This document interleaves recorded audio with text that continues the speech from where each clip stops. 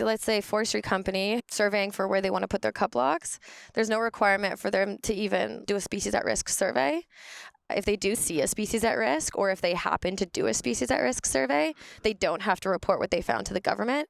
And then even if they did, the government has no legal tool to stop them from doing it anyway. Yeah. Really? Yeah. That's so ass backwards. Like, how did it even get that way? I know. I'm glad you think that. I feel like every time I talk about this, people are bored. But because what's the point of having a law if there's no way to enforce it? Is it all just smoke and mirrors and pretty language that does nothing? It's really tough because when you read the Federal Species at Risk Act, you're like, this sounds great. But the nuances and these legal loopholes and just vague language of the law have made it completely useless when it comes to actually applying the law. So like I said, the province has an obligation to protect species at risk on non-federal land. However, the federal government is the body that's required to make sure that the province is protecting critical habitat on non-federal land.